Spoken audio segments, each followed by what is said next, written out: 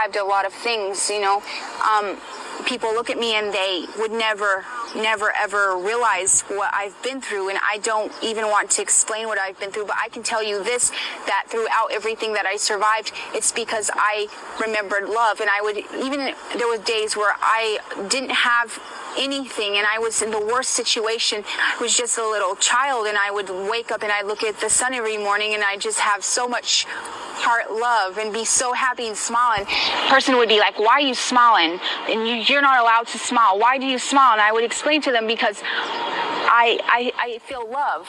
And that is very, very important to me. All this time, I think I have survived because of the fact that my heart is open. And I really do care about people. And I really, really, really see that others, the really sad thing, people aren't working from their heart. They're working from their ego or from other things.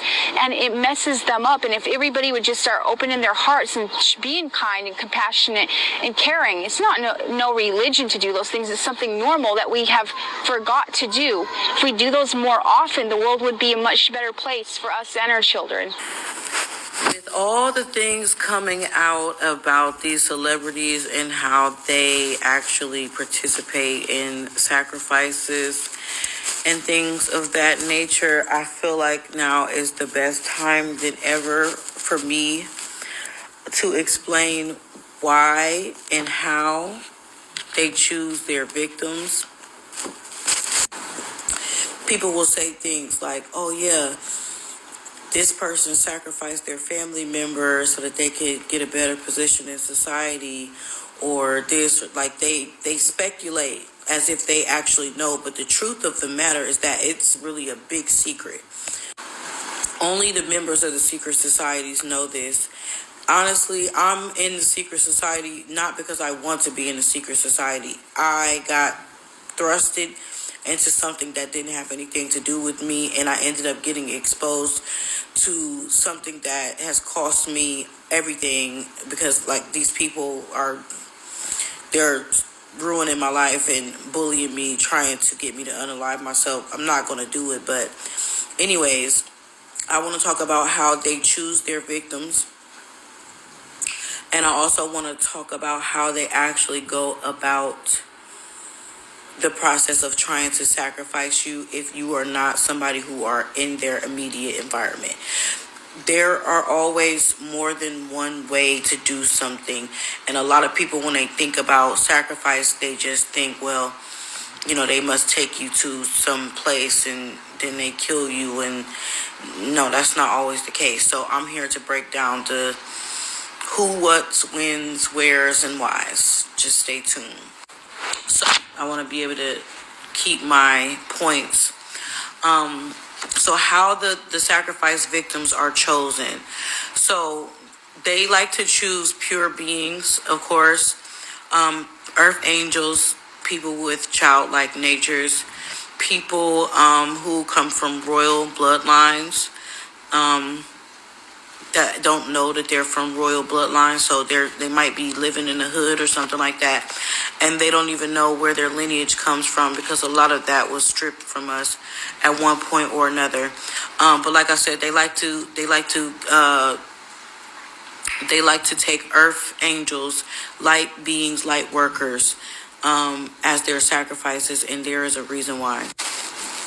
So when they are sacrificing you, sacrificing is also a form of destiny swapping, especially at high levels. I see a lot of people talking about destiny swapping at low levels.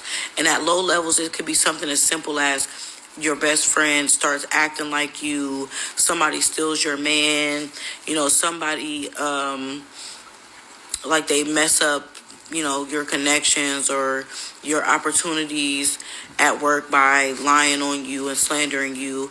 But at high levels, destiny swapping works in a way more sinister way. So the purpose of the sacrifice is because they want to clean their bad karma with the karma of an earth angel or a light worker, a light being. They do a lot of terrible stuff at high levels. They they do a lot of terrible stuff, basically. It's not really more that I need to say than that. They do terrible things at high levels. So the purpose of the sacrifice is to clean their karma by switching destinies with a light being. They understand that God does not speak English. God speaks frequency. So, if they are able to embody the essence of the light worker, they feel like they can trick the universe into believing that they are the light worker, and then they give all of their bad karma to the light worker. And the way that they do it is by getting the light worker in a state of lack, hopelessness. They create obstacles in the environment of the light worker. And all of this is designed to keep the light worker at the lowest vibration possible. Because if the light worker is at a high vibration, they're not able to swap destinies with them. And the destiny swapping is one thing, the sacrifice is another, because they want you to be unalived, and they use a lot of methods to do that as well. That's the main goal. They don't even want you to be living, but if you do live, they want you to live in the lowest frequency possible. So they basically want you to be homeless, they want you to be in jail, they want you to be strung out on drugs. They want you to be living the worst life possible, because they can't have your destiny. They can't embody your energy if you are already embodying your own energy. So just remember that. So this is energy harvesting at its core. This is the reason why they do it. Celebrities, it's how they get rich, it's how they stay rich. This is what they're doing. A lot of people think, oh, these people, they get their money because, they can sing, they can dance. No, this whole country is built off of swapping destinies with earth angels and light workers and royal people, royal indigenous people. But anyways, if you look in the environment, you can literally see what I'm talking about taking place as far as destiny swapping with light workers and keeping them at the lowest vibration possible. When you look at some of these homeless people, and I'm not going to say all of them, because some people are a product of their environment and they chose to be hooked on drugs, but that's not always the case for some drug addicts and some homeless people. Some of them were chosen to have their light harvested. They were put in a situation where their environment was being manipulated by people with a whole lot of money, so they was not able to get a job. Their landlord may have been paid to kick them out. Their family members turned against them. Like, everything in their life got messed up. So they ended up on a low vibration. They ended up losing everything. They ended up being homeless, on the streets, and on drugs. It's a war. It's more than harassment. It's organized crime. What is a civil RICO complaint against individuals who are harassing you? In order for you to know what's going on and if this applies to you, you need to know the formula, and I'm about to give it to you. It's really simple. When there's a pattern plus an enterprise, that equals RICO, whether that is criminal or civil. So if you are a targeted individual, a person being subjected to an unconstitutional, unlawful sub rosa investigation, and you can get pattern recognition plus an enterprise, meaning an agency of people doing this, that equals civil RICO. The statute that governs RICO is 18 U.S.C. 1962, subsection C. Look it up, that's your homework. But for those, or for us, who can successfully prove a civil RICO, you are entitled to treble damages. And what are treble damages? Treble damages means that for each instance where damages are proven, you get 3 times the award. So if you had to come hire a company like Health Solution Systems, and we said, well, we need $5,000, you get $15,000 back. If you lost a job that was paying you $60,000 a year, you get $180,000 back. That is treble damages. If you know the formula, let's build your case. Hop over to healthsolutionstech.com, grab your civil RICO kit and go ahead and start the work. So you gotta ask yourself, how does so many people get involved in organized stalking and gang stalking and community mobbing? Because there's a lot of resources, there's a lot of money, there's a lot of bribery, blackmailing put behind this effort. And a lot of those resources and the money put forth to carry this out is usually stolen or inheritance by certain individuals. And not only that, but that's just one aspect and one motivation behind the targeting for particular targeted individuals, you know? So basically they're using people's own inheritance or things that were due to them to pay off corrupted law enforcement, your communities, your workplace, people you may be around, your associates, or places that you may frequent to be able to carry this out. Because let's be real, a lot of people ain't going to do this for free against one individual. And another thing, a lot of people are blackmailed as well to join in. Another thing I want to add is that they watch our pages and get our phones tapped by these coward-ass hackers and scammers that come to our pages and comment things like we have mental illnesses and things of that nature. But the thing is, if it was such a mental illness, why are you going out of your way to comment on somebody who has supposed mental illness's page, you know? To me, that seems like gaslighting, and that sounds like somebody who's involved in something they shouldn't be involved in, just trying to project their fear. So don't pay attention to none of these comments trying to say you're mentally ill for speaking out on this matter when it's very possible.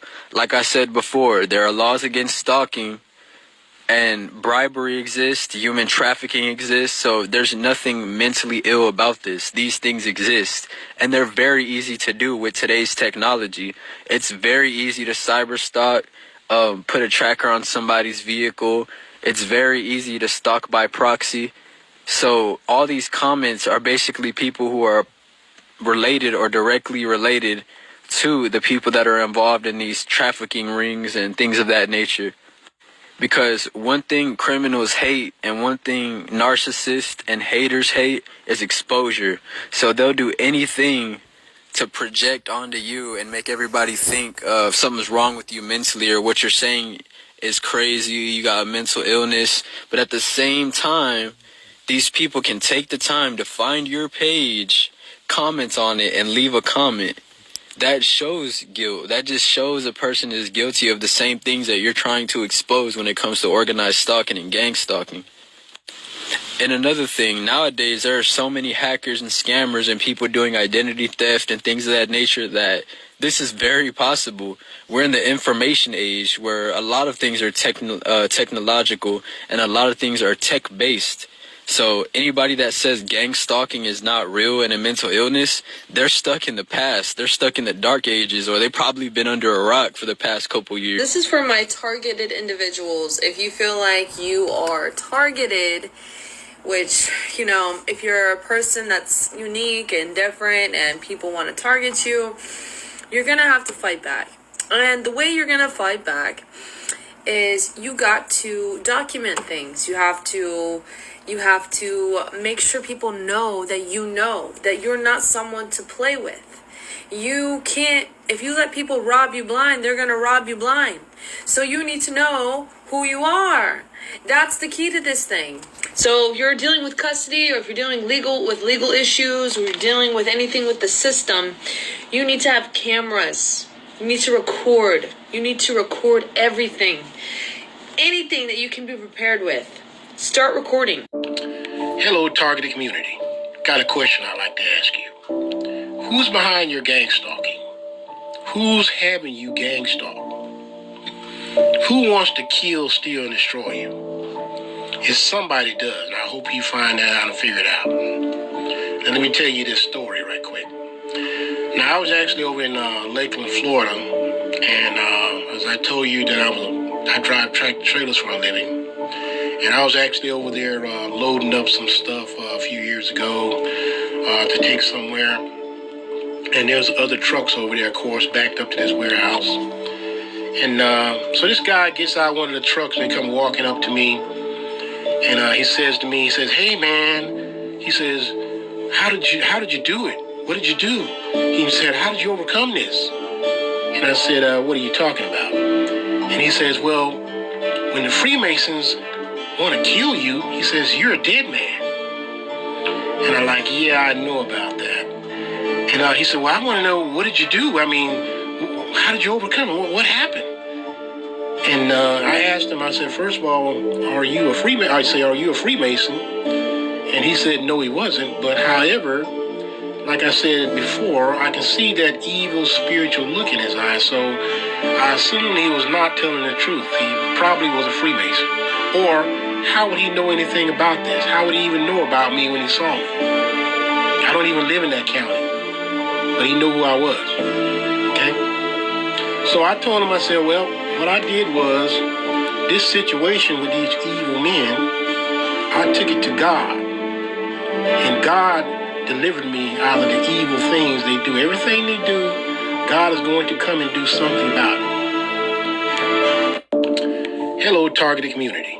Got a question I'd like to ask you. If you are also a targeted individual, that means you are surviving satanic ritual abuse. And what do you mean? You're just going to say, how is it satanic ritual abuse? In simple terms, it's energy harvesting. Others gain energy from watching you suffer and struggle in repeated attempts and continuing to fail. A vicious cycle. And that, watching that, gives them energy. I get the police harassing me. Leave the bus.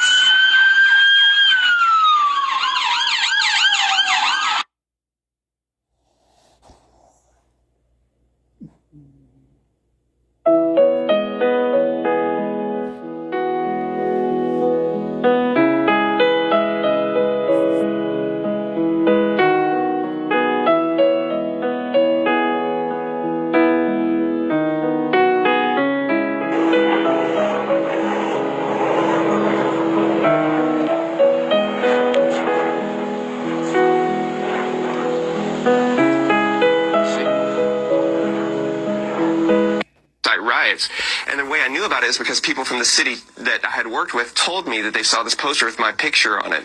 Now, again, I couldn't do anything about this. Well, finally, in 2010, I get these documents that list me as a domestic terrorist since 2001. And the picture starts to become clear on all of the things that the FBI has been doing across multiple states to investigate me and to sow dissent, basically, amongst local and regional law enforcement. Some of the redacted FBI documents that show the surveillance of you, Scott, have been posted on the New York Times website. One FBI report describes a meeting of an activist group that you were a part of saying, quote, most attendees dressed like hippies had dread looks, both men and women, and smelled of bad odor. Another report has extensive details on the contents of your trash. I mean, those two incidences are just scratched the surface. The infiltration happened over and over again in different groups, in different events. There would be law enforcement and informants and people gathering information at all different levels: city, county, state, and federal authorities. And private security too. It's a revolving door between that sharing information and all of these things. Going through the trash was part of it, but really, what to me, what I think we should talk about is that how much money they spent investigating me and not charging me with anything. You know, like if I'm the tip of the iceberg and there's other people in other communities that they're doing this with, how much is the government spending to do something like this? And what kind of chilling effect does it have on activist communities and on us as citizens in this country? How extensive, in terms of throughout the United States, was the monitoring of you, Scott? What have you figured out at this point? Well, they investigated me in 9 states like I said, in 12 field offices. There was 5 informants. There was one in Austin, 2 in Houston, 1 in Dallas, and 1 in Detroit. I could only identify 3 of those people. The other ones I can't even identify who they are. People I might have come in contact with over and over again. But they're targeting. But what we found out through these FOIAs and through other FOIAs that they went out to the IRS to investigate you as well. Absolutely. They sent a letter to the IRS to see if they could get me for tax evasion. And luckily, my partner Ann and I had always had our taxes done because we'd owned our own businesses for the longest time. And they found that the IRS came back and said that they couldn't, there was nothing they could do about it. And there seemed to be a consternation at the FBI about that. Hi, my name is Jamisa Johnson. I'm a targeted individual. So I just want to get some things clear. Gang stalking is human trafficking. Expose it for what it is, because women, children, and men are being kidnapped. They're being institutionalized. They're being killed, slow killed, and also being set up to be killed by traffic stops, by people in the neighborhood, because your name has been smeared in your community. Your family has set you up to be killed. They have lied on you. They probably said some of the most horrific things about you. Some of the things that they're doing, they're saying that you're the one doing it. They might even say that you're a child molester, a pedophile, a violent offender. They might say that you probably are a gang member into gangs. They might say that you don't like gays or transgender people. They might say that you abuse your kids.